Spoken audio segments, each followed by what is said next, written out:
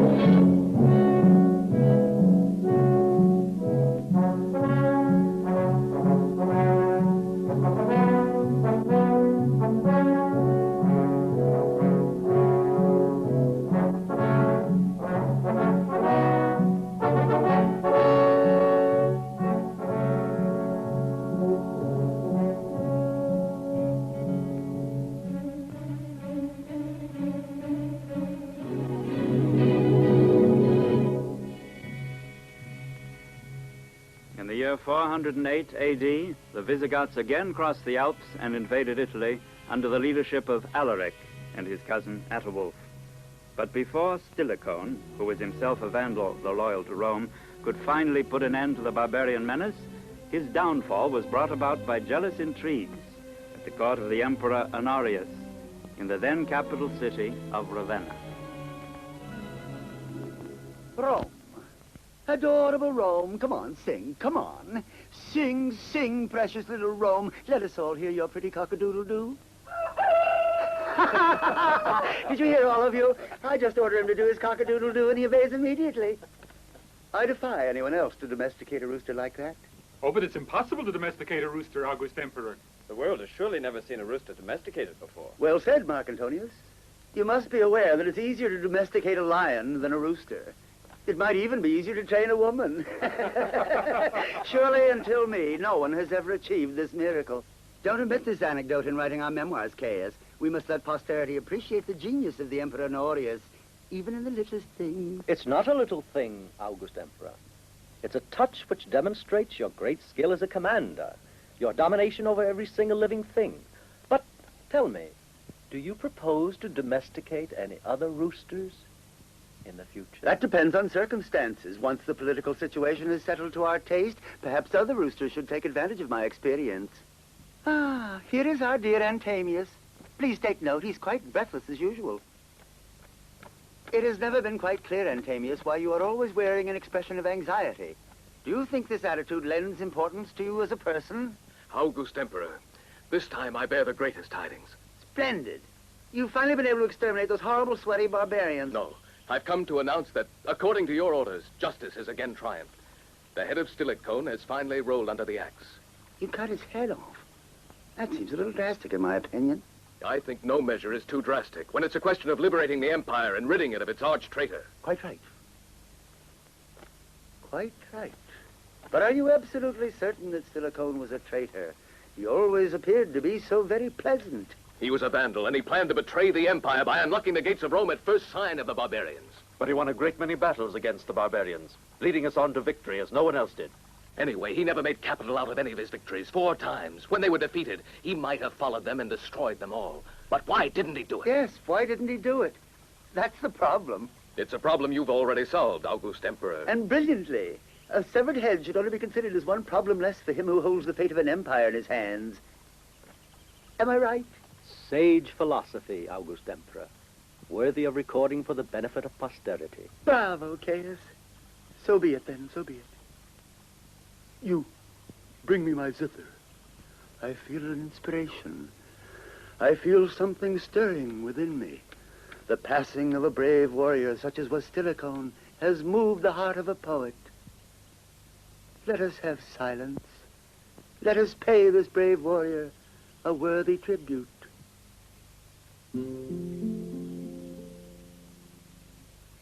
Oh, Stilicone, now your lips have been sealed, we mourn.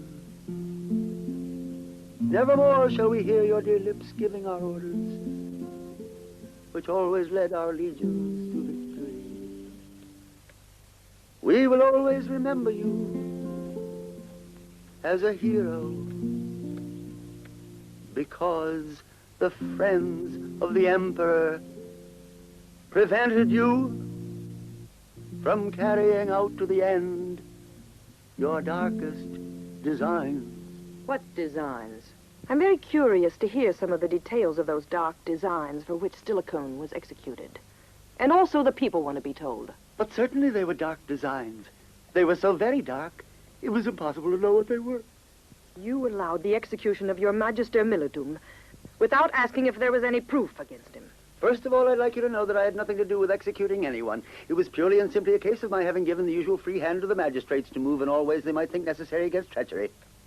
Dearest brother, don't delude yourself into thinking you can stay out of this unpleasant affair. They're all saying that no one but the Emperor could have ordered the execution of Stilicone. I? What nonsense. Utter nonsense. You know that I'm not a magistrate. What's more, why make such a fuss about the death of a vandal? Remember, he was trying to undermine my throne, wasn't he, Antamius? That's correct, August Emperor. Did you hear that? Stilicone was undermining my throne. And you still go on blindly accepting his word. You were willing to let the life of a Magister Militum depend on the mere whims of your courtiers. I beg you, if you love me, not to utter another word against my faithful counselors. They are not really faithful counselors. They are only here to agree with you. I don't know what lies they have invented against the brave Stilicone. But I know that, like the rest of their slanders, they are based on their hatred and their envy. Gala Placidia, I'm afraid that occasionally you forget that our sole preoccupation is to consolidate the security of the Empire of the West. But certainly, I've been told that before. Must you say it again? But now, Honorius, who is capable of leading the Roman legions if the barbarians decide to attack us once more? Oh, if that's the only thing that's bothering you, dear little sister, you may rest easily. I'm sure the Visigoths know that against Rome, there's simply no hope. Isn't that true, Antamius? Unquestionably, August Emperor. They will never again attack the Empire of the West. Isn't that true? Who is there to contradict you? You have depicted the situation in a masterful manner, August Emperor. Your great mind penetrates further than ours. Alaric and Atawulf will never attempt to march against us. I fully agree. Caius, now we must think of history. Write this. By the year 408 after Christ, Honorius had defeated in battle, pursued and annihilated the hordes of Alaric and Atawulf.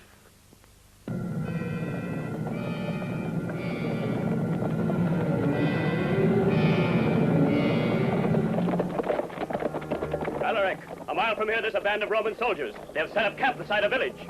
Fine. We will attack them before nightfall. They'll be taken by surprise and we'll exterminate them. Atawulf, tell the infantry to slow down their pace and move over to the left to outflank them. We'll attack with the cavalry. Yes. First, we'll cut directly through their defenses. You'll be responsible if one escapes. Go on. All right, men. Follow me.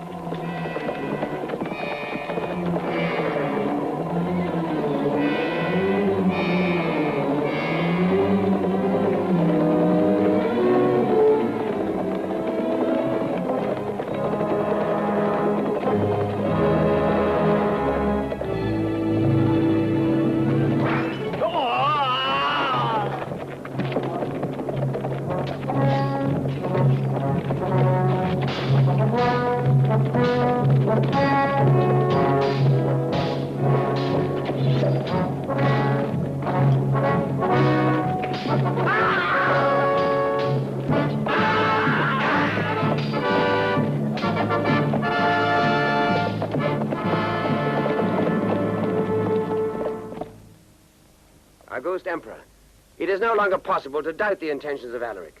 He not only intends to make a brief incursion into the richest provinces of the empire, he has another aim, to meet the Roman army in open battle, to destroy it and impose on Rome his own conditions. Perhaps you should say they'd like to try to destroy it. Forgive me, August Emperor. That is what I'd intended to say. It's strange these barbarians continue to attack us. Haven't they realized the Rome is unbeatable? I doubt it. I think it'll be necessary to fight them, but with our tactics, as we did at Palenzo and Fiesole. That is an inspiration. But at Palenzo and Fiesole, we had Stilichon in command of our legions. He broke them in open battle, those barbaric infidels. But why did you fools cut off the head of my brave Stilichon? That head would be valuable to us now. Very well, dignitaries of the Empire, brightest counselors of the court. Why are you silent? All of you were so eloquent when it was a question of criticizing Stilichon. You've nothing to say, infallible Antemius? I hear you studied in Athens and Bithynia the new methods of war. Now that our legions are imperiled, please give us your learned opinion. But I'm not worthy of such a high honor, Galla Placidia. And I assure you that you are. But the Emperor... Also for me, you're worthy, provided you're capable of defeating the Visigoths. Above all, perhaps we should determine whether the political situation in Italy and overseas does not advise a certain temperance. Shouldn't we play for time? Meanwhile, our ambassadors could negotiate with other allies. The point is, I suggest that really to be useful to our Emperor, I should stay right here at his side every minute.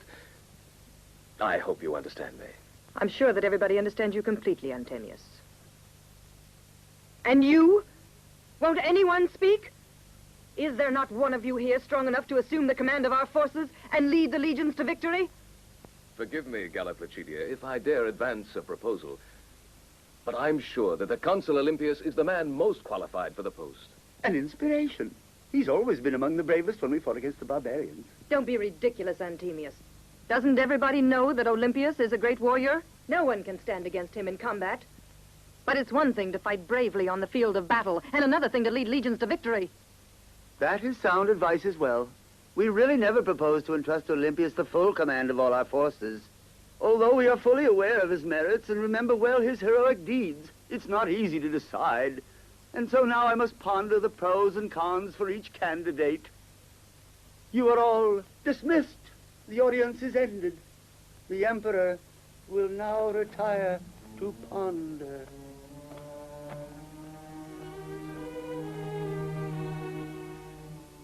Where were we? Let's say Marcus Tullius. He fought in the war in Thrace and in the one against the Parthians. No, let's not say Marcus Tullius. What of our dear old Appius Claudius? Hasn't much courage, but has plenty of experience and is not too rash. Or shall we say Caius Petronius?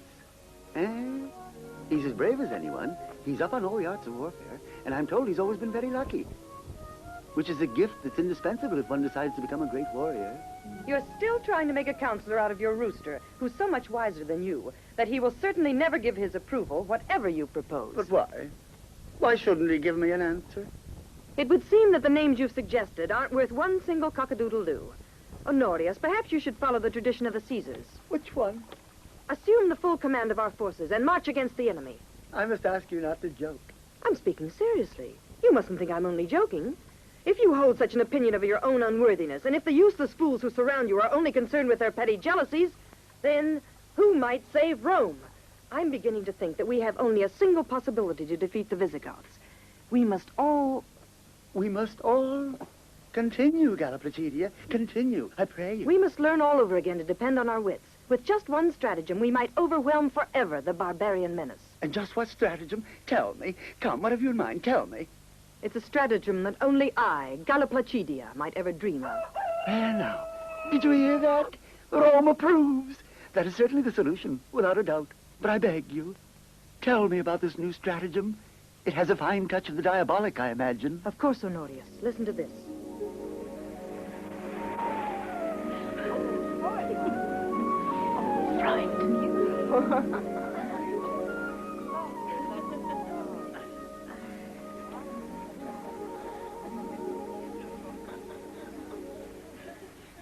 And that way, my dearest, you will be acclaimed the sole savior of the Empire.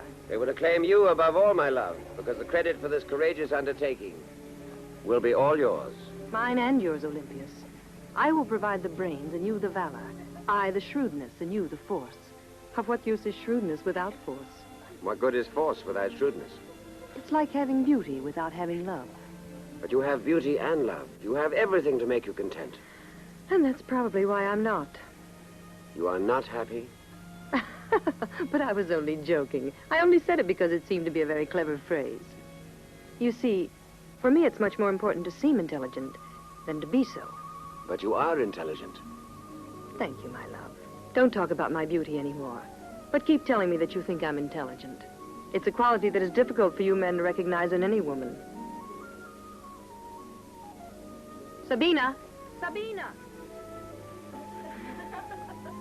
Did you call me, my lady? No, Priscilla. I want Sabina. She only went away for a second, my lady. If I could be of service to you. No, I want her. Why must she disappear every time she sees me with the Consul Olympius? She's only bathing right there in the lake, my lady. But she's already been told. It'll only take her an instant. Very well, take these. Did you call me, gracious lady? Yes, Sabina. Must I be abandoned? Your gracious mistress must die of thirst while you are bathing in the lake? You're so bad. I'm inclined to have you whipped again. Please forgive me. I did not think that my lady would have need of me. Besides, I felt that you would rather remain alone with the Consul Olympius. Oh, Sabina, one might think that you were jealous. But we're not speaking of love this time. Merely of a plan that might end the war, and almost at a single stroke. A plan that depends on Consul Olympius. And it's a plan that the barbarians will never be able to forget.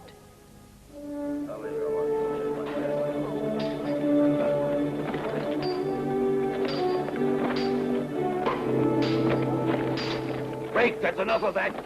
I pick this very moment to settle by the sword all your private grudges.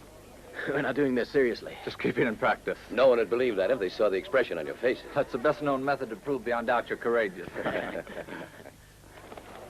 As long as they consider war a game, even knowing that it can be fatal, they will never tremble in the face of death.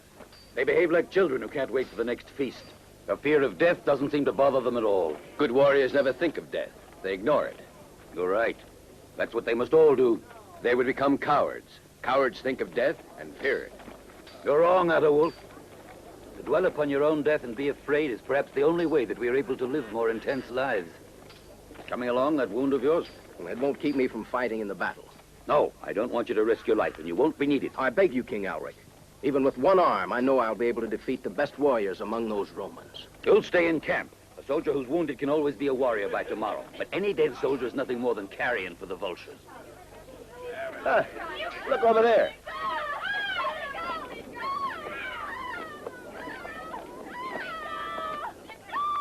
Where did you find those girls? We made a raid on several of the villages in the countryside.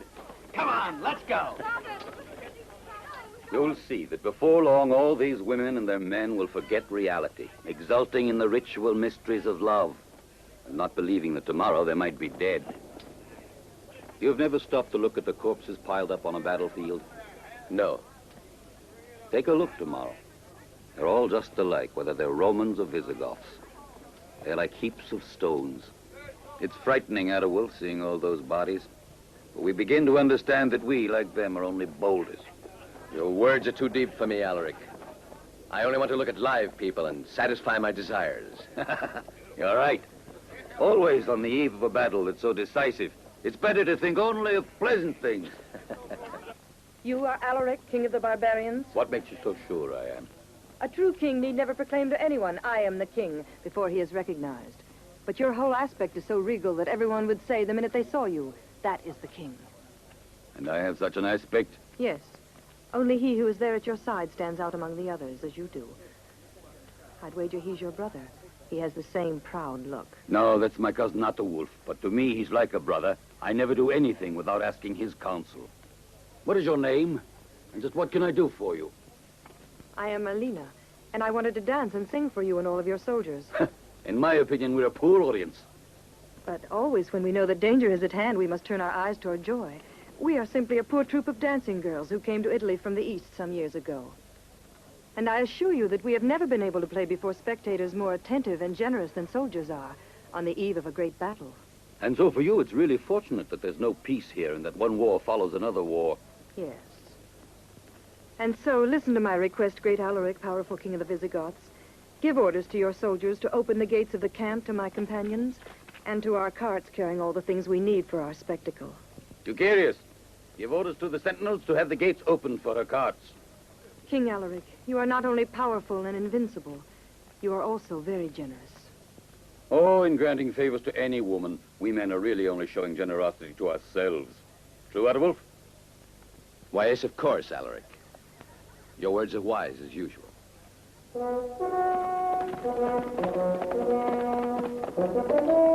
Let the carts enter. Orders of the king. What kind of nonsense is this? We've got orders not even to let a tomcat pass through. Well, that order doesn't apply to all these beautiful kittens. Ah, come on, then. Pass through.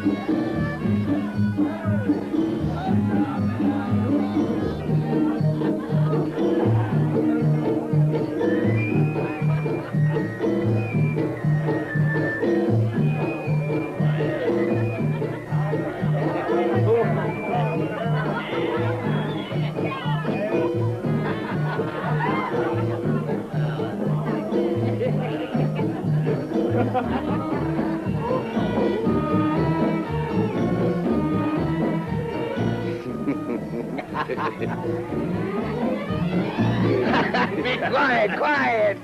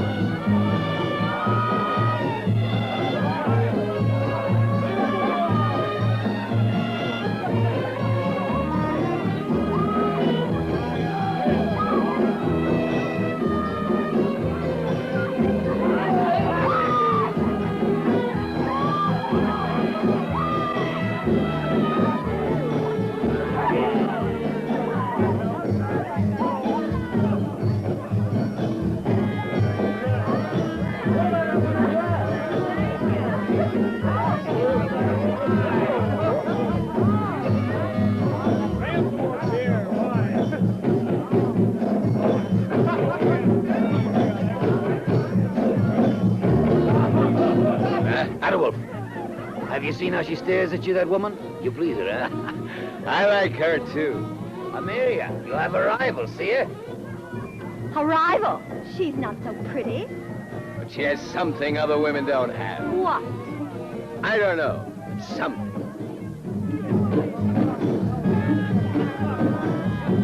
Adewolf! Why are you looking at her like that? She's just an ordinary woman. Leave me alone.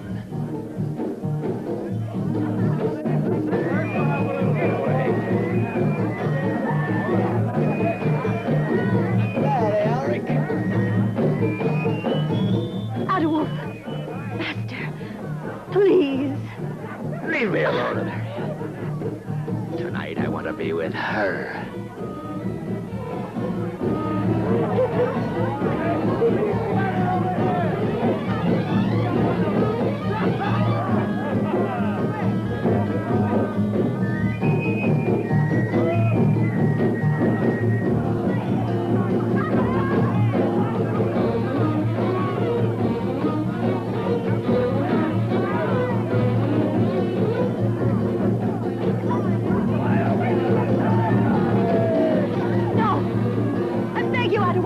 Let go of me.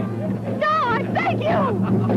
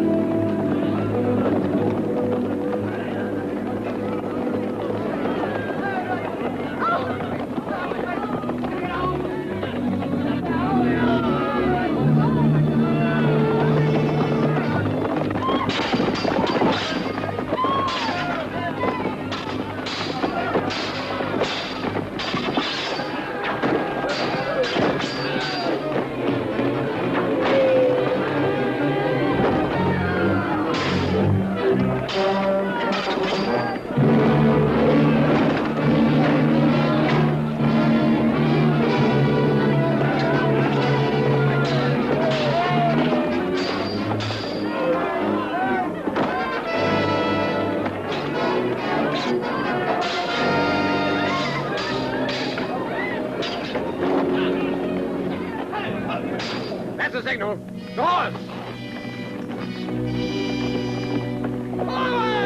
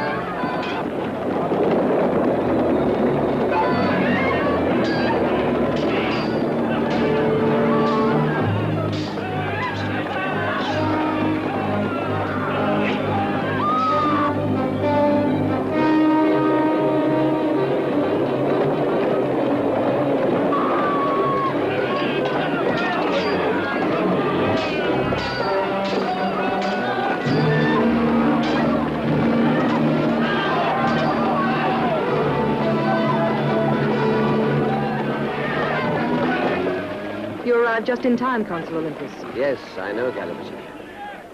Victory is ours.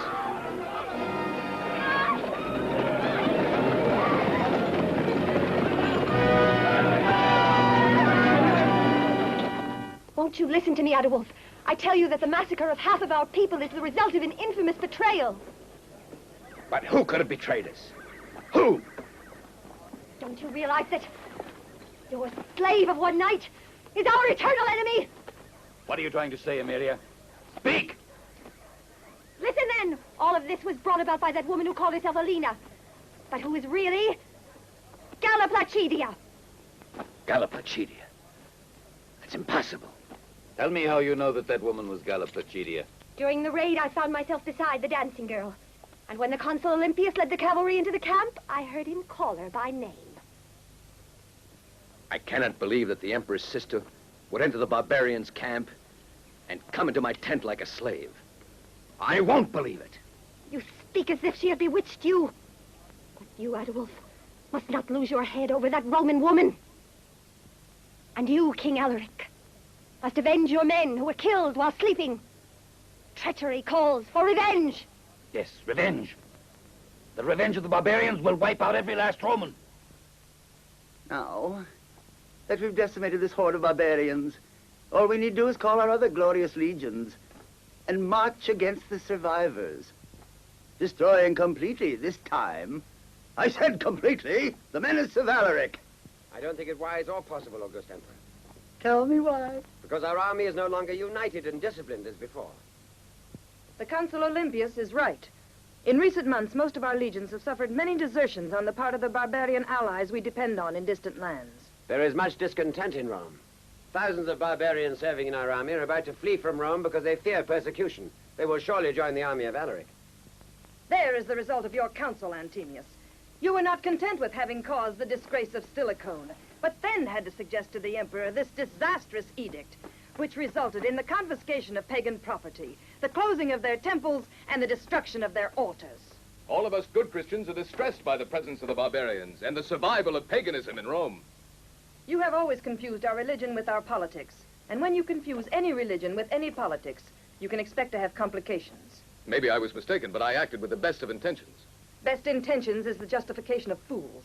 What do you think of the situation that we're faced with because of you? The moment when our armies might deal a fatal blow against the barbarians, we must remain idle, shut up behind walls. As long as we're in this position, Alaric needn't bother going back across the ocean to Thrace to put more soldiers under arms and launch a new attack against Rome. Did you hear her? Alaric may still have the strength to attack us. But what do they want of me, these unspeakable barbarians? Why can't I be allowed to live in peace? I do not hold with the pessimism of Galla Placidia, August Emperor. I've studied the military situation very carefully, and I say we can bring about the total destruction of the forces of the barbarians. Oh, is that true? You studied every phase of the situation? Yes. And if I'm ever entrusted with the post of Supreme Commander, I'd know how to exterminate our enemies. In that case, I nominate you, Our Majesty. Honorius, won't you reflect just a little before making such an important decision on which could depend the future of the Empire? You don't have any faith at all in our Antamius? No.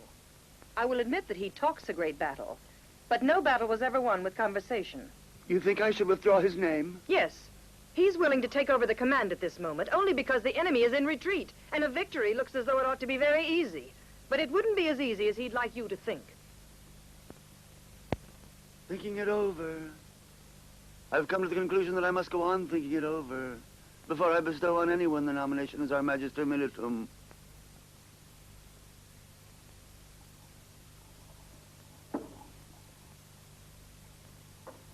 Four, 2, 6. Your turn.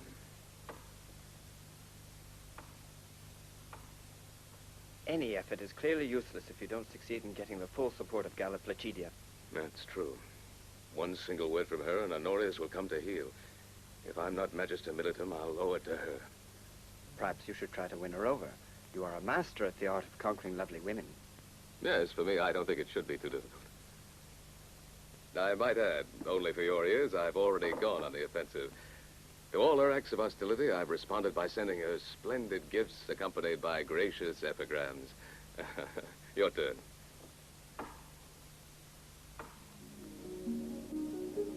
Oh, I'd love to have such black hair, my dear lady. Seems to be shimmering, so soft and alive. What a lovely pillow this hair would be in the moonlight for the dreams of a man who loves you. Sabina, do you know that you speak of love a great deal better than Antemius, who's attended a famous school where they teach all the secrets of the art of conquering any woman? If you were a young man, I'd already be conquered. However, Antemius, with his extravagant gifts and all those epigrams, only succeeds in amusing me. The noble Antemius is madly in love with you? He says that he is, but perhaps he's a little more madly in love with the Empire. He's considered to be the most elegant of Romans, also the most cultured and brilliant. You mean it? Sabina, would you like to marry him? I don't know. I've never even asked myself. Then that means you don't want to. Otherwise, you would have asked yourself, and there'd be no doubt about the answer. But you don't love him at all, my lady?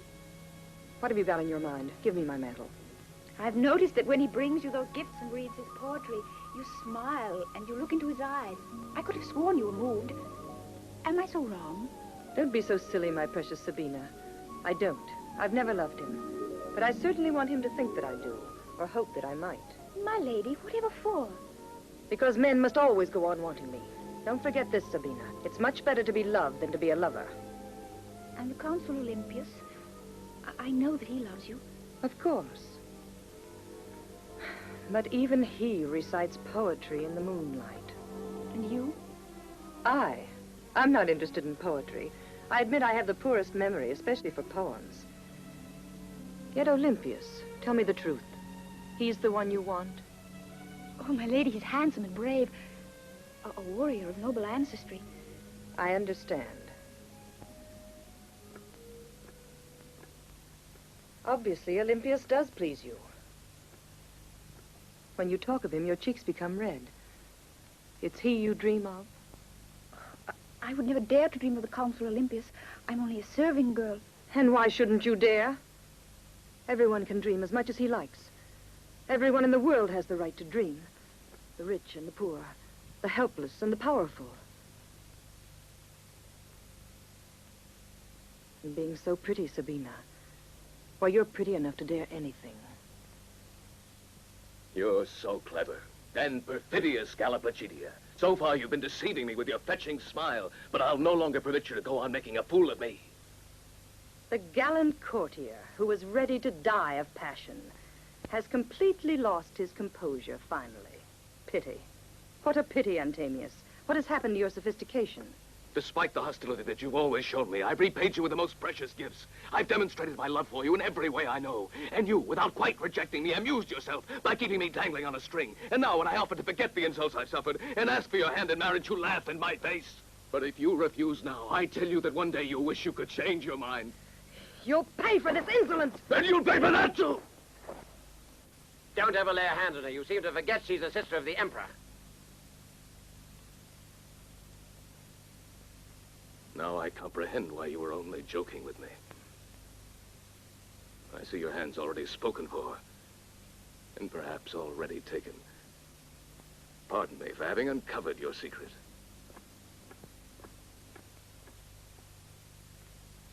Why did you have to break in on us? I can defend myself. For a moment, I was afraid that maniac was about to hurt you, my love. Guard your tongue, Olympius. If you're not more careful, everybody will know. You're angry. Yes. You shouldn't have shown yourself at all. I don't want anyone to know about us. I've already told you. Sabina! Sabina! Why did you permit Olympius to leave my rooms? Oh, my gracious lady, I couldn't possibly oppose his wishes. Then learn to do so. Your obligation is only to my wishes. And it's my wishes that take precedence over all others. Remember that.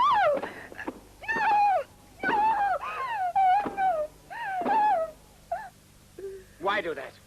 It's not her fault. Because I like to once in a while. I enjoy hearing her cry for mercy, stretched out at my feet. Wouldn't you find it amusing? No, I wouldn't. No, I would not, Galaplatidia.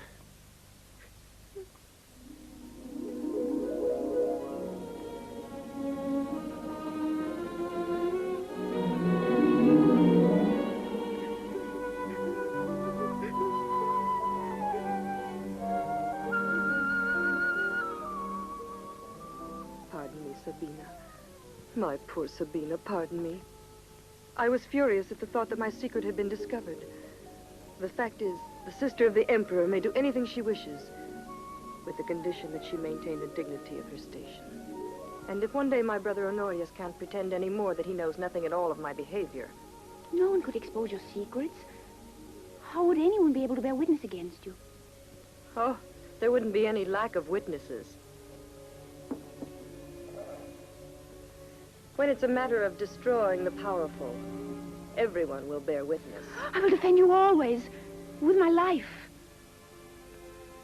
Unfortunately, Antemius knows everything.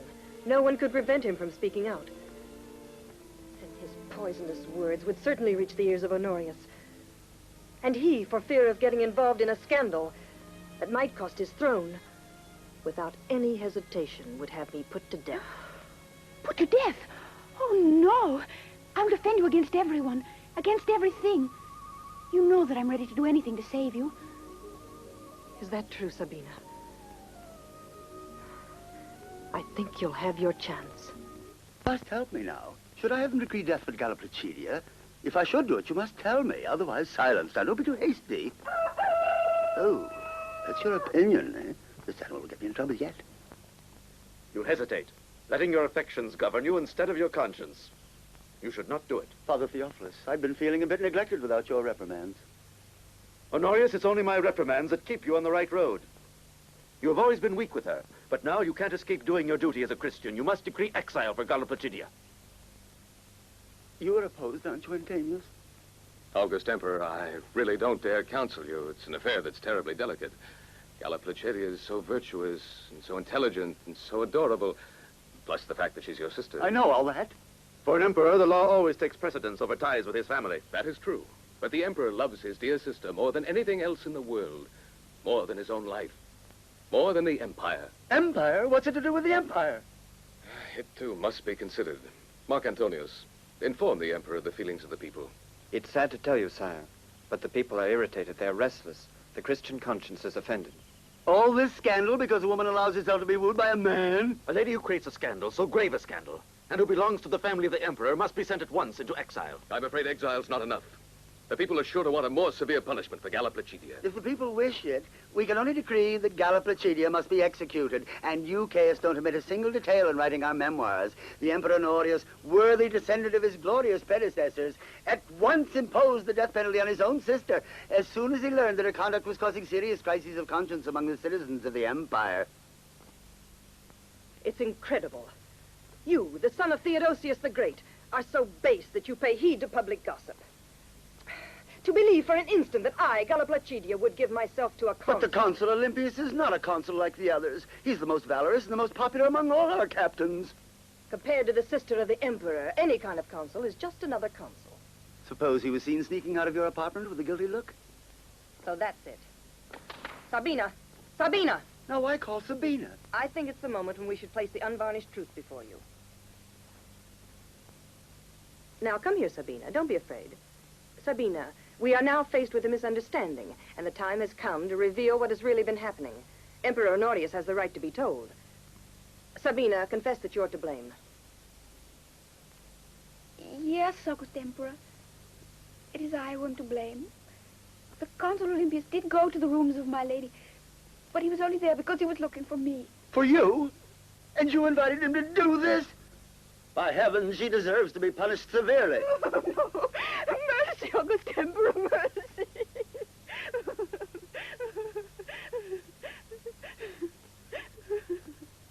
And I agree, Honorius. In fact, I have already punished her with my own whip. Look at all those welts on her. Well, now, this is the most convincing proof that you've been unjustly slandered. It was quite impossible for you to know that I'd ever accuse you. And if it were impossible for you to know, you would never have been as severe as this with your poor little servant girl. As usual, your reasoning is absolutely perfect. You're not as gullible as certain courtiers might think. No, I'm not as gullible as certain courtiers might think.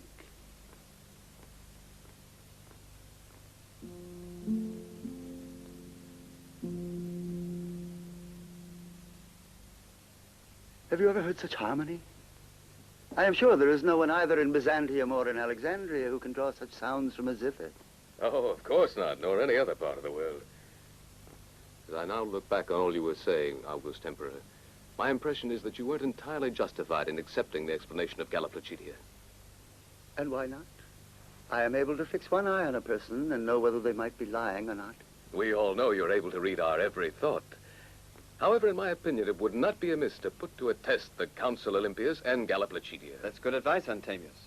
According to the ancient philosophers, no matter how much effort is required, the truth is worth it. Tell me precisely what sort of test you have in mind.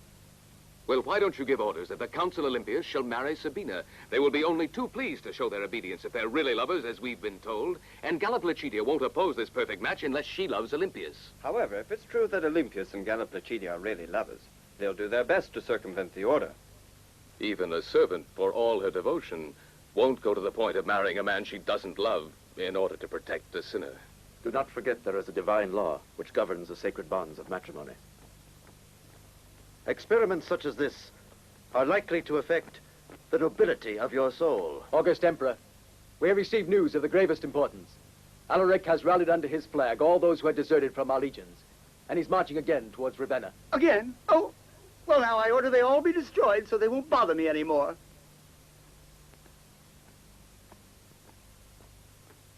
You begin to see that our idea has its merits. So, I give orders that Olympius shall marry that servant girl. If my sister's been lying, she'll be so disappointed.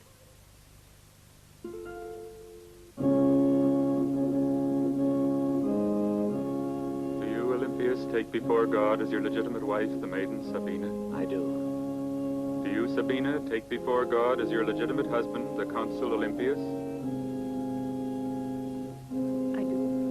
In the name of our Father, Jesus Christ, you are now man and wife.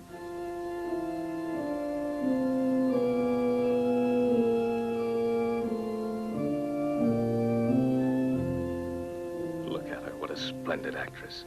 You might think she was satisfied.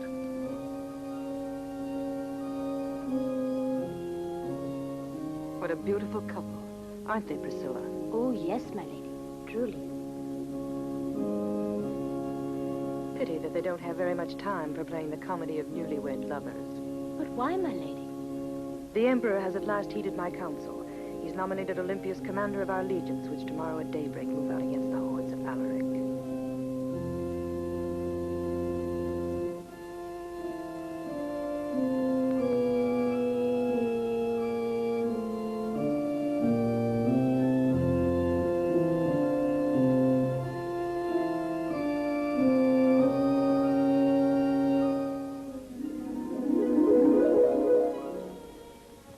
Sabina. My soldiers are waiting for me. I beg you, Olympius, to try to be careful. Please think of me. I'll be waiting and watching for your return. So think of me. Yes, Sabina, I'll think of you. But my foremost thoughts must be with the battle. Forgive me, Olympius. I know for you I'm a substitute bride. But you must know you're all of my life. What a child you are to take our marriage so seriously. In the eyes of God, you're my legitimate husband, and I have a right to love you, Olympius. Even if you don't love me. Even if you belong to her. Don't speak of her. Until later, Sabina.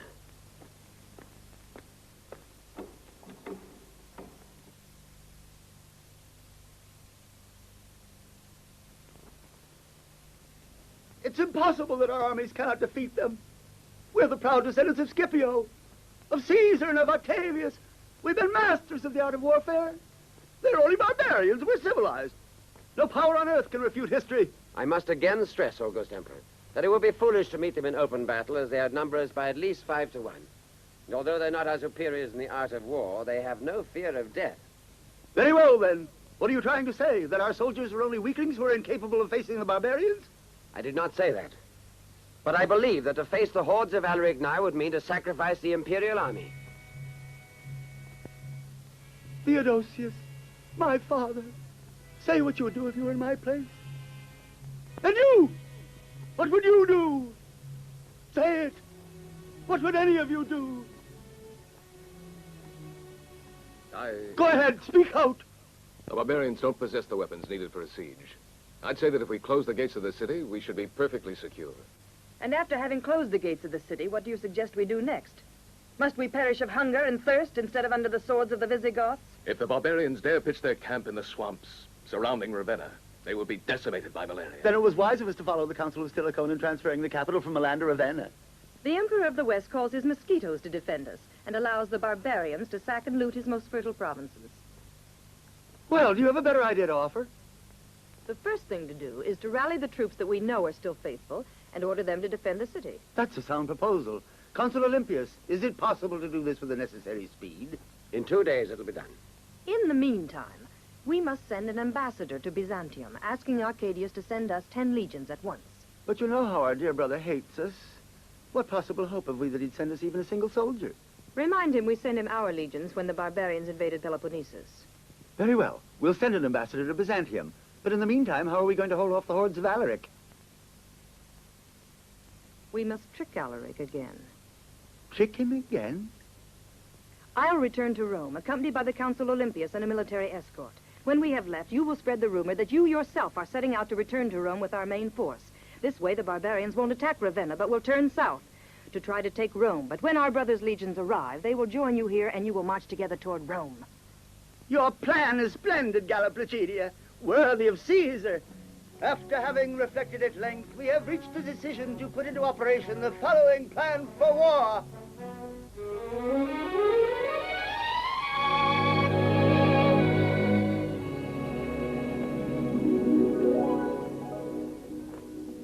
My lady? Greetings, Sabina.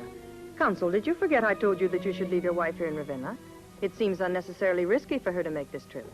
I tried to convince her to stay behind, and I was insistent, but she wouldn't listen to reason. A well-behaved wife should always obey every wish of her husband's and never expose herself to danger. Pardon, my lady, but I thought that... And a husband worth his salt would see that you obey.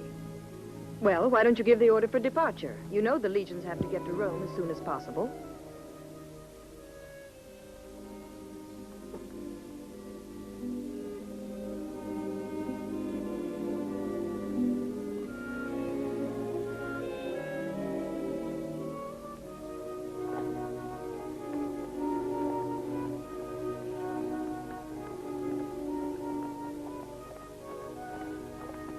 Forward!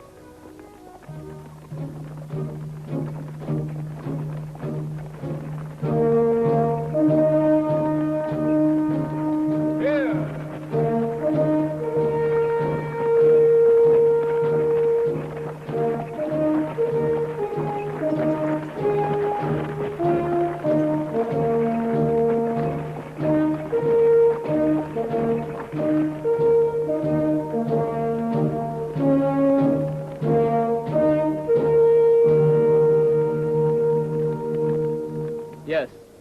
It's the 14th Legion, under the command of Emperor Honorius. He's moving by forced marches. How much time will they need to reach Rome? Just a few days. How many soldiers have they left in Ravenna? Just a handful. They lack strength. They haven't the courage to face us in open battle. No, they don't dare. It's strange.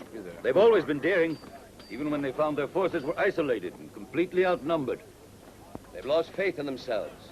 They love the pleasures of life too much to face death. This is the right moment to attack Rome and conquer it. And conquer Rome. You seem to think that would be easy. I know, it's a difficult undertaking, but not impossible. Let's try. It's now or never. You're a warrior, Athelwulf, but you must learn to control your impulses. We'll stop before Rome, then we'll decide what to do.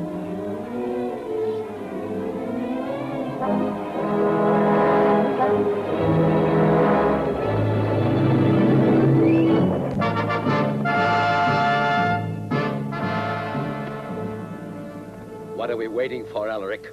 The men are impatient to attack Rome. Give the order. Making the kind of assault you want me to order would be much too risky. Just be patient. We'll besiege them a little longer, since the morale of the people shows no sign of breaking. And what's more, I'm certain that Attalus, whom I have named Emperor of the West, will throw open the gates of the city to us before he dares to claim the throne of Honorius. You are the king. Your word is law. But I'm certain we could take Rome whenever we want. The armies of Honorius are in Ravenna, and Galla Placidia came to Rome with just a handful of men to deceive us. The city is without defense. Let us attack it, Alaric. No! But the chiefs of the tribes are all with me. You are the only one who opposes me. Call together the chieftains. I'll speak to all of them.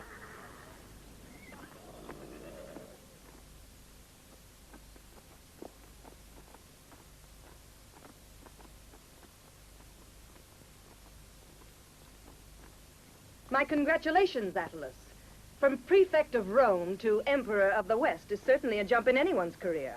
I'm curious to find out who planted the idea in Alaric's head that he is powerful enough to substitute the true emperor of the West with somebody who'd take orders from him. They're barbarians, Galla Placidia.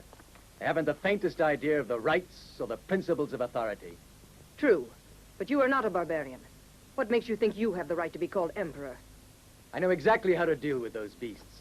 When I agreed they could name me Emperor of the West, I knew they'd get the illusion that it would give them power over Rome.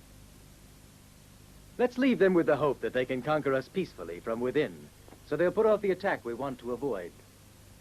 What you're saying, in other words, is that you were not moved by ambition, but only by the deepest patriotism when you agreed to this plan of Alaric's. Exactly, Galla Placidia. It was my hope that I could contribute to the downfall of those horrible barbarians.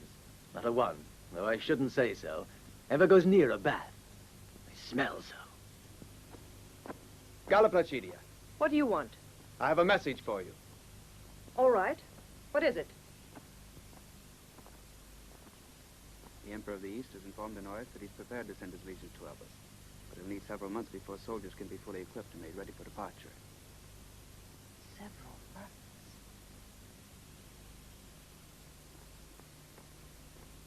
Prefect Attalus, I'm happy to inform you I have magnificent news. The reinforcements from Byzantium are disembarking now on the Adriatic coast. You mean it?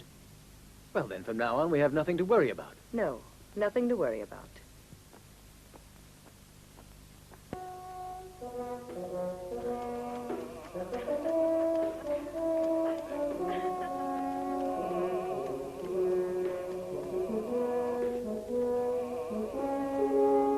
And I still say to delay our attack against Rome would be a terrible mistake. Why should we wait? To give the enemy time to reinforce himself by getting help from abroad? What kind of help? The aid they've surely requested from the Eastern Emperor. No, those reinforcements will never arrive. What makes you so certain, Alaric? I'm well aware of the undying hatred the Emperor of the East has for his brother here in the West. Nevertheless, every moment we delay is an advantage to the Romans. Our combined armies have never been as strong and united as they are now. Our men have never been more anxious to fight and to pillage. I appeal to you, who are the chiefs of the tribes. That's right. I agree with that, Wolf. And my men are getting impatient. If we wait, it'll be very difficult for us to break into the heart of the city. Alaric, listen to the counsel of Athelwulf. No, I cannot agree. You seem to think that our delay is assisting the enemy, whereas every day we wait, he is more hungry and anxious. This fear of the barbarians, as they choose to refer to us, has become for the Romans a worse enemy than the barbarians themselves. Your words are wise, King Alaric. Nevertheless, I am convinced that now is the best time to attack the city. And I maintain we'll be able to enter the city without fighting when Attalus opens the gates. What good would it do to take the city by storm, while Honorius is alive and free, and at the head of his legions? You forget that in Rome there's Galla Placidia, the woman who brought death to our ranks with her scheming. If we succeed in taking her as a hostage, not only shall we have our revenge, but Honorius will have to accept our terms. All of these things shall be done, but not now. You're not taking into account the significance of conquering Rome, the city which has conquered the entire world.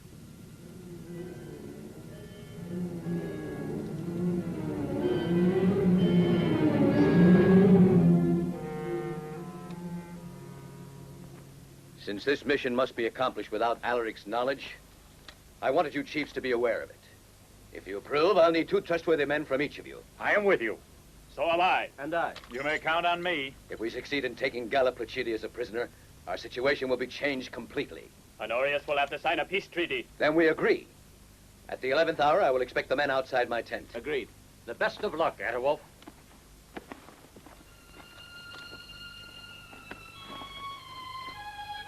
Remember, I'm counting on you.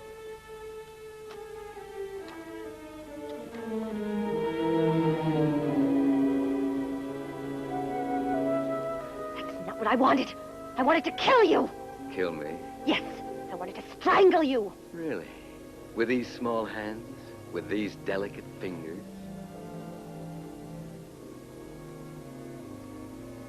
So that's why you scratch me like a wildcat. Have you gone mad? Yes, I've been out of my mind since I became your woman. I heard you, Atawolf. I know what's in your heart. You can deceive the others, but you can't deceive me. I know why you want to capture that woman. Good. Then you also know the reason for this mission. By taking the Emperor's sister as a hostage? You lie, Atawolf. You lie. It's not a hostage you want, but a beautiful war prize to satisfy your desires. You want her. You crave her passionately. And soon you will risk death. Just to hold her in your arms. Calm yourself, Ameria. You're talking nonsense.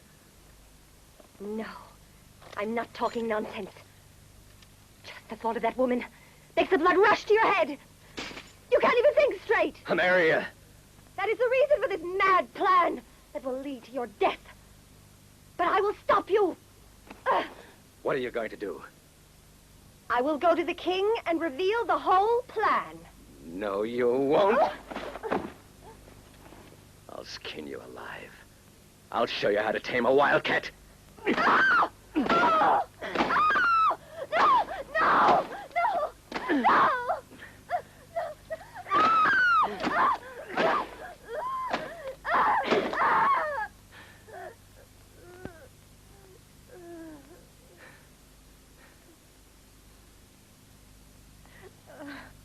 Yes, Atawolf. Slash me like an animal.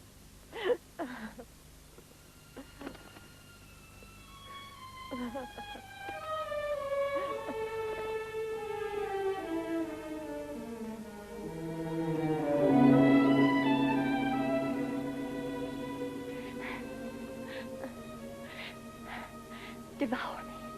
I'm your slave. Take my life if you want. But don't leave me tonight.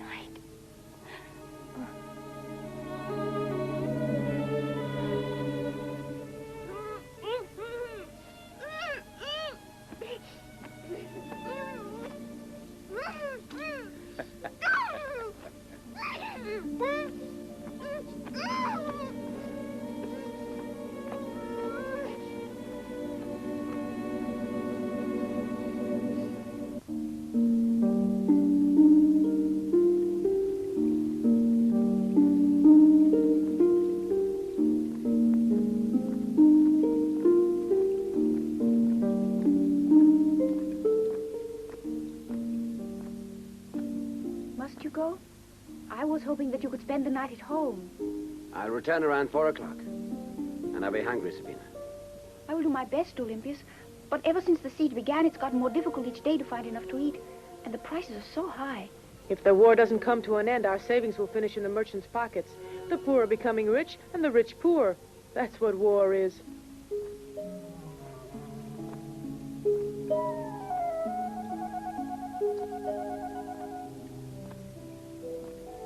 Is there going to be fighting tonight, Olympius? No, it'll be a calm night. The usual inspections, the normal patrols to stop infiltration. Why are you so worried, Sabina? Perhaps it would have been better if you stayed in Ravenna. You're displeased that I followed you here in disobedience of the orders of Galla Placidia. Oh, no, Sabina. But I don't like to see you upset and worried because of me. I don't want to cause you any unhappiness. No, you're not to blame. It's my own fault for being so in love that I can't hide it, however I try. Do you mind?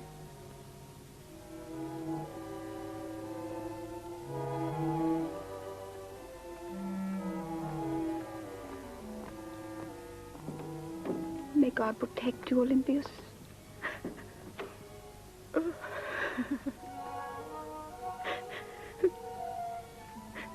My dear lady, you mustn't weep like this. It brings you misfortune. Misfortune?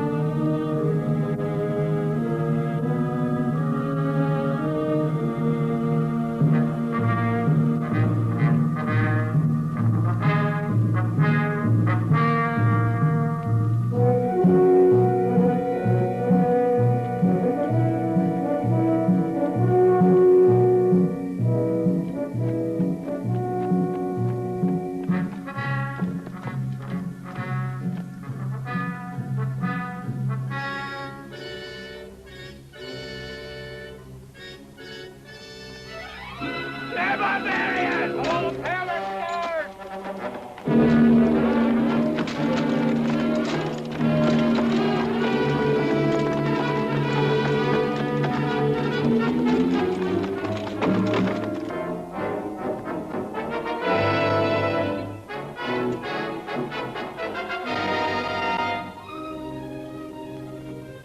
No!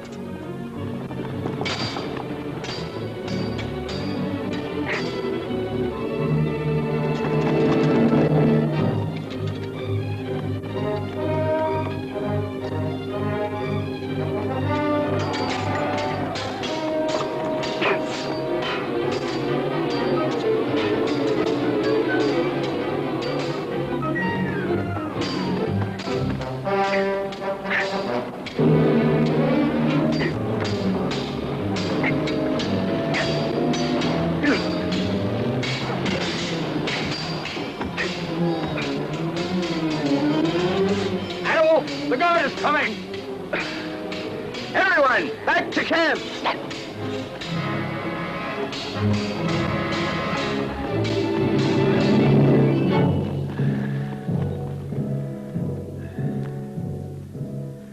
Consul Olympius, thank you for having saved my life. You're wounded. It must be treated right away. Come. No, Galla Placidia, I can't stay. I must give warning to the garrison of the city. That can wait. You have enough men to do these things for you. Olympius, why are you so cold to me? Your eyes don't light up anymore when I'm near. What has changed you? You're wrong, Galla Placidia. Nothing has changed with me. Then come. I will care for you, dearest Olympius. Come.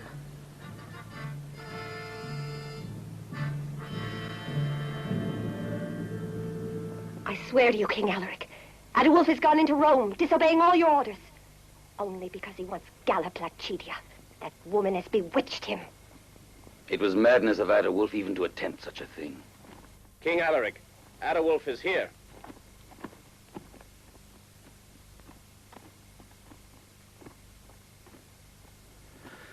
Alaric, I didn't capture Galla Placidia because we were too few. If I'd had 100 men with me, Rome would be in our hands by now. I'm sorry, Alaric. You know how much I respect and honor you. But this is the one thing we don't agree on. There aren't enough soldiers in Rome to stop us. We can take it very easily. If that is what you want, that's what we'll do. Yes, Alaric. We will destroy Rome.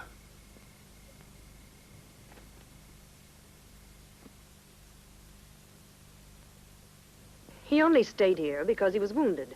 You became the wife of the Consul Olympius, if I'm not mistaken, on orders from me, and not because he loved you. So why should you care what people are saying? Oh, Galla Placidia, I love him. Pity, but I warned you. I told you never to lose your heart to any man. But Olympius is my husband. You mean a husband isn't a man? I implore you, Galla Placidia, don't make a fool of me. I was so very happy before, and now my heart is breaking. Oh, how tragic. You must be in love. Oh, I am, my lady. Get out of here. Get out of here, I said. I can't stand the sight of you.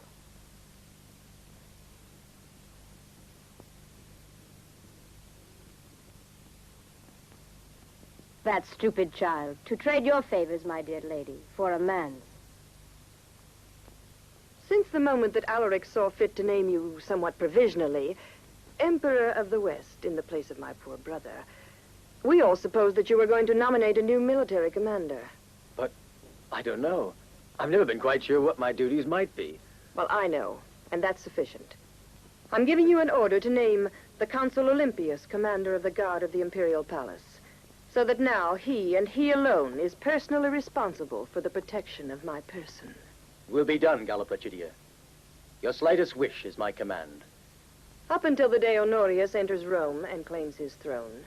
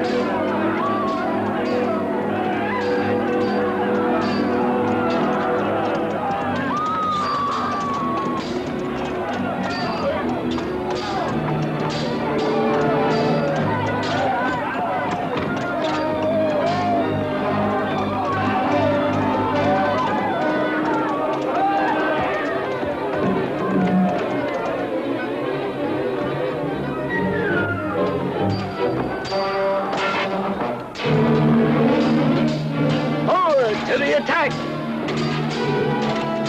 Come on! Follow me!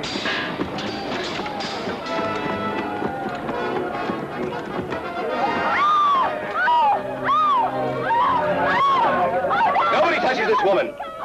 She's my prisoner of war. Take her to my tent and see that no harm comes to her. I hold you responsible. You must be proud of yourself, Adewolf. Finally, you've succeeded in conquering a woman of Rome. Take her away.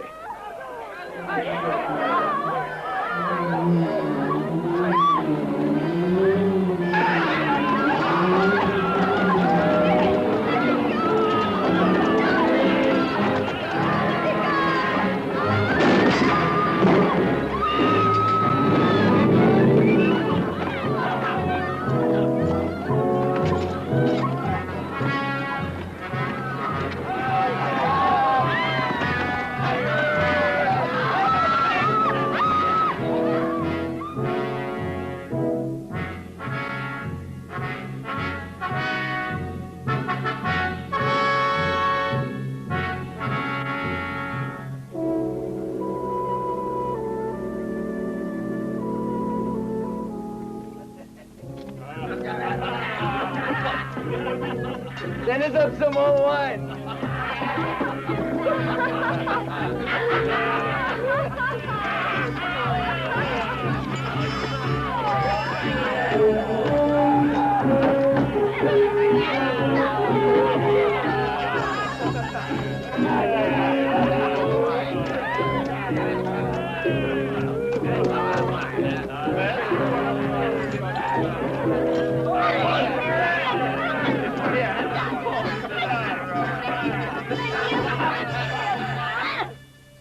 August Emperor, Rome has been taken by the barbarians. Don't be silly.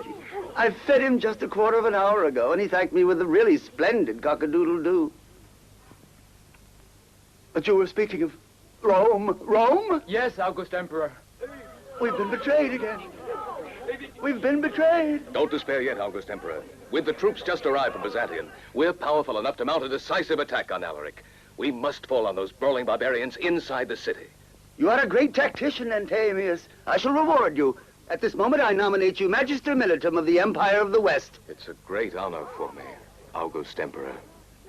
We have already suffered the sacking and looting of Rome thanks to his council. Imagine what's in store for us now that he's Magister Militum. We have decided that tomorrow we march on Rome, attacking the barbarous forces of the Visigoths and destroying them all. You write this down for posterity. I'm writing, August Emperor.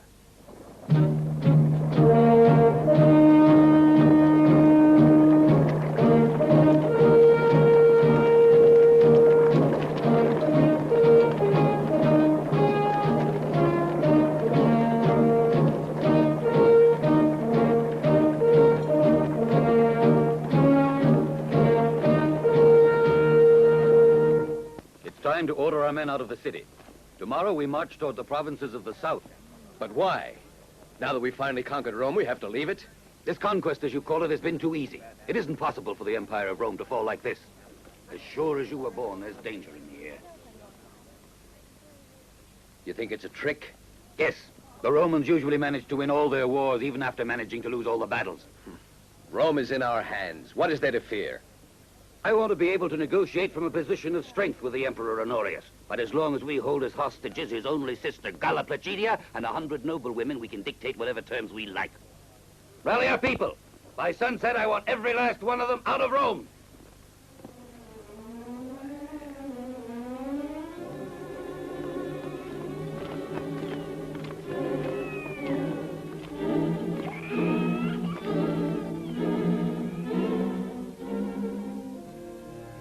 I swear to you, Consul Olympius, I sent a search party all over Rome, but not one of our soldiers found the slightest trace of her. But they couldn't have disappeared like that.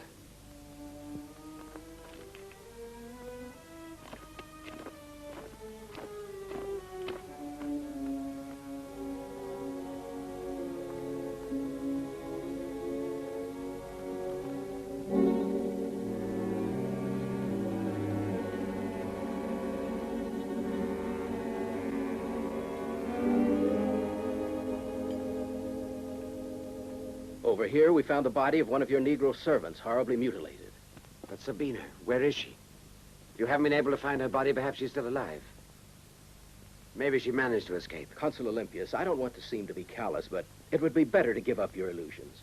Every single one of the young women were dragged bodily from their houses into the streets and submitted to violence and torture. Those damned barbarians have killed old people and babies. Our men have come upon great piles of bodies stacked like wood, unrecognizable all over the city.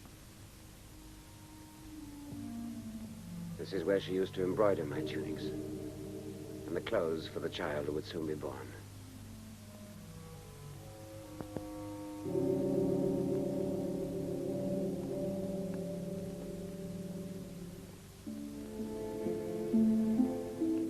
And with this, she brightened my idle eyes.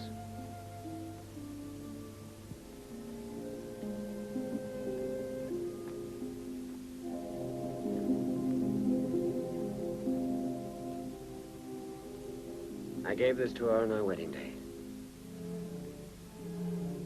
And she always wore it. Let us go, Consul Olympius. Curse them! I won't rest as long as there's a single Visigoth left in our country. I'll ask the Emperor to give me a free hand. I'll take the Imperial Guard and I'll destroy Alaric! Yes, Consul Olympius, but try to calm yourself. You must.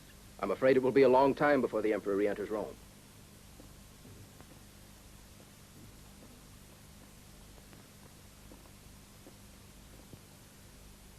You, the commander of the Imperial bodyguard, should have prevented the capture of our sister Galla Placidia.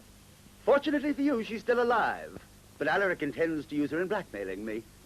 In fact, he has sent me word he'll kill my sister and 100 other women he took from Rome unless I agree to his proposals. And these proposals are interesting. In fact, after all of those battles, And after having finally sacked Rome, he's ready to accept if I care to nominate him Magister Militum and will incorporate all his forces in those of the Empire. But evidently we must consider that as a trick, eh, Antamius? Certainly. It must be another of his tricks. And wouldn't it be absurd if after freeing ourselves from Stilicon, we must accept as chief of our forces another barbarian? Shall I point out that, first of all, you'd have to vacate the post? I urge you once more to seek an accord that might end once and for all this terrible war. It's useless. Yes, I'm aware of your benevolence towards our foes, because they've not looted any of the churches of Rome and have respected all of the clergy. Which demonstrates their fear of God. That's not enough. They must also learn to fear the Emperor. That's right. In fact, I have decided to put a new army in the field against Alaric, who is now encamped on the coast of Calabria and intends to embark his men and sail to plunder Africa, the granary of empire. Antamius will lead our legions. But you, Consul Olympius, will stay here in command of our own imperial guard. And it will be your task to liberate Galla Placidia. You are responsible for her. And I'll have your head if you should fail. August Emperor, I thank you for allowing me to fight the barbarians again. I can assure you, I shall be as ruthless with them as they were with the Roman women. The Emperor Honorius won't accept any of my proposals. He is now coming south at forced march with the whole Roman army. After that disastrous storm that sank all of our ships, we must prepare ourselves to stand against the inevitable attack. In any case, tomorrow at dawn, Galla Placidia and 100 other women of Rome are going to be executed. I suggest we wait before killing Galla Placidia. She's too important a hostage. No. Now that Honorius won't negotiate. When we send him the heads of the other 100 prisoners, he will understand we are serious. And perhaps... I told you no! I say Galla Placidia will be executed with all the others at dawn. Very well, Alaric. As you say.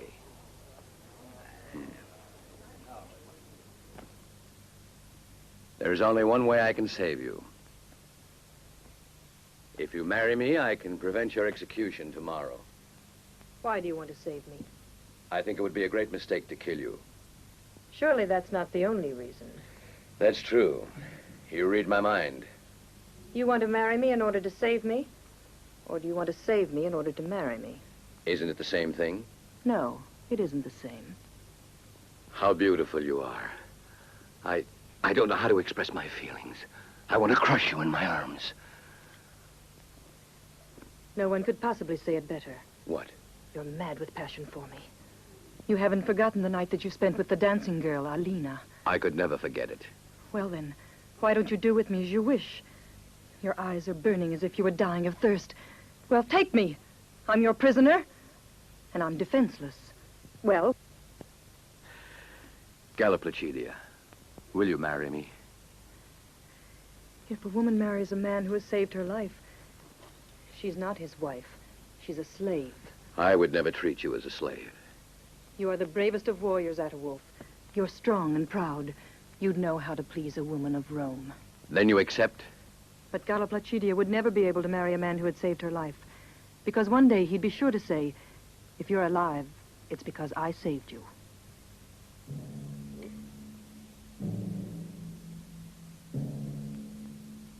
The king is very ill. I don't understand. He fell ill so suddenly.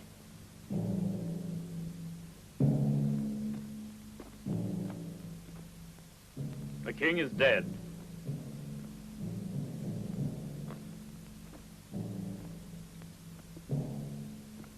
Alaric is dead. He will be given solemn honors. From this moment on, I am the new king of the Visigoths.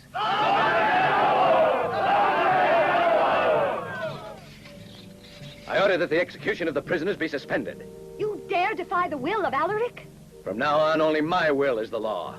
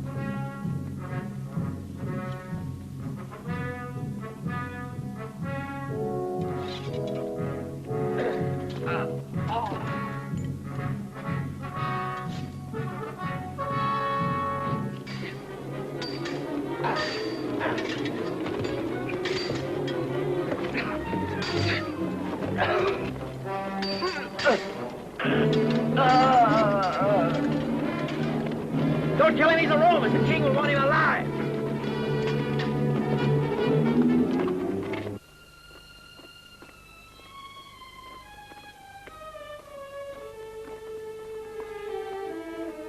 What's happening here? Ah, Consul Olympus. What a pleasant surprise. Bring the Emperor's sister here. We'll give you a reception worthy of a Roman consul. You swine!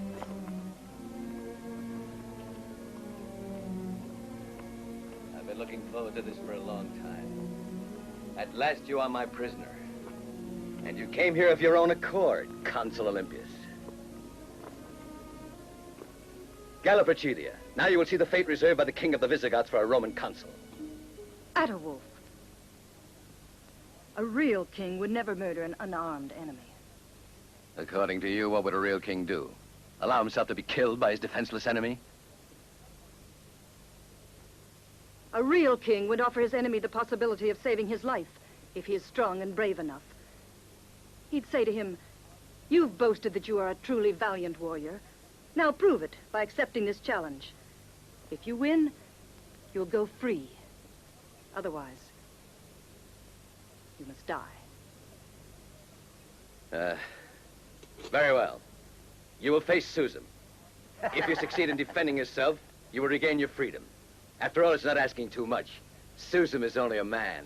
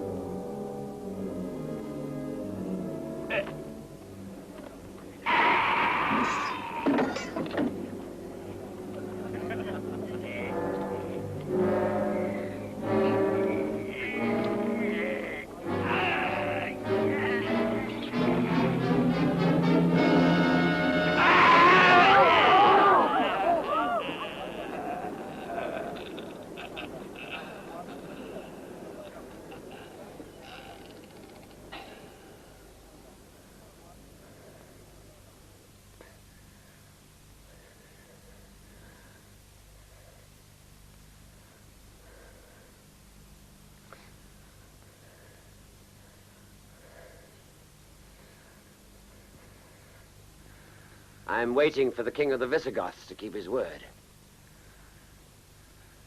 Very well, you're free. Atawulf, king of the Visigoths. I challenge you to a duel before your soldiers. If you win, you can do with me as you please. You'll be able to pride yourself in having a Roman consul as a slave. That would be a novelty. However, should the victory be mine, not only will I be free, but I shall be allowed to take one of the women hostages with me. Does that include Galla Placidia? Yes. Well, why don't you answer? Is the king of the Visigoths afraid to fight one Roman consul? No. No one shall ever say that Atawulf refused to fight against a Roman. Bring the other prisoners here so they can see their hero crawling in the dirt. While I get the weapons, you say your prayers.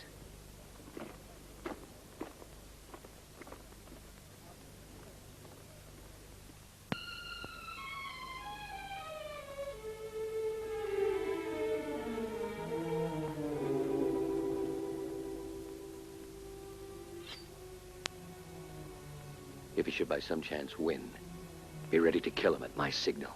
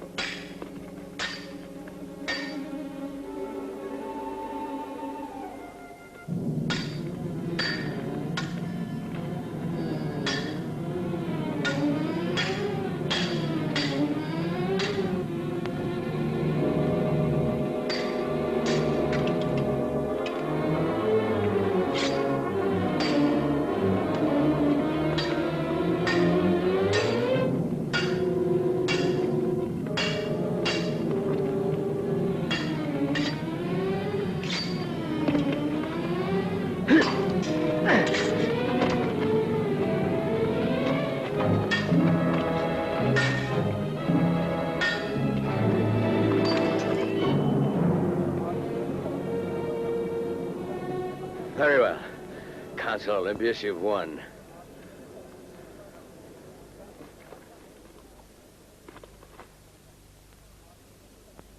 Choose your prisoner.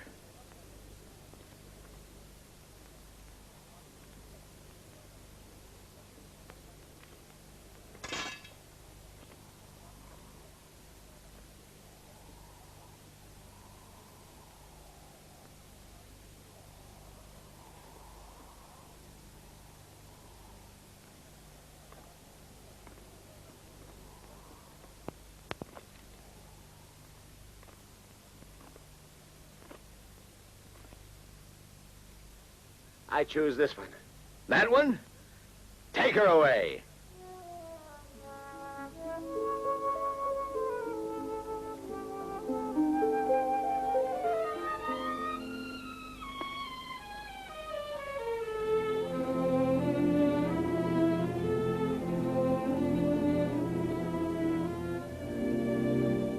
Isn't it rather late at night, even for a barbarian king to pay a state visit? I came to ask your advice. I've decided to assume the name of Caesar Augustus. Why are you laughing? Am I not worthy of bearing that name? Oh, you're so funny. Must you make yourself ridiculous by assuming the name of Caesar Augustus? And yet I will have this name. I'll destroy Rome. What for? I'll rebuild it again. More beautiful than before. I will make it powerful again. My poor dear Atawolf, what illusions. You barbarians can never hope to govern Rome, and you'll never be able to restore its ancient power. You will only run in circles around her, like a butterfly dances around a candle, the way the tiger circles under the whip of the master. Atawolf, will you still marry me? Why, yes. Even right now. Then we shall conquer Rome together, and you will be empress at my side. No. I could easily be crowned empress tomorrow if I wanted it. But you, emperor, no. Please don't try to assume a role that isn't yours and never can be. Isn't it better if you go with your people to a new land, where you could reign peacefully, under a strong alliance with Rome? Perhaps you're right, Galla Placidia. If that is the best way to make my people happy, then I, as their king, will provide for their happiness. Yes, Atawolf. And I'll provide it for their king.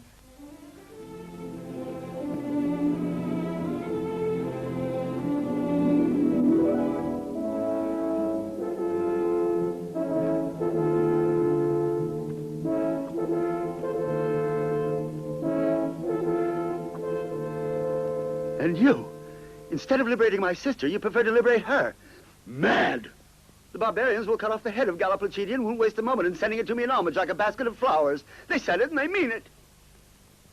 And when I receive it, I'll send them your head in return. Imprison the Consul Olympius. Oh, pardon him, August Emperor. Pardon him. Make it 2 heads.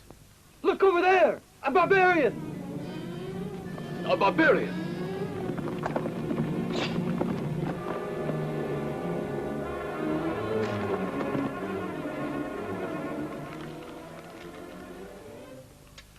Oh, it's a message from Galla Placidia.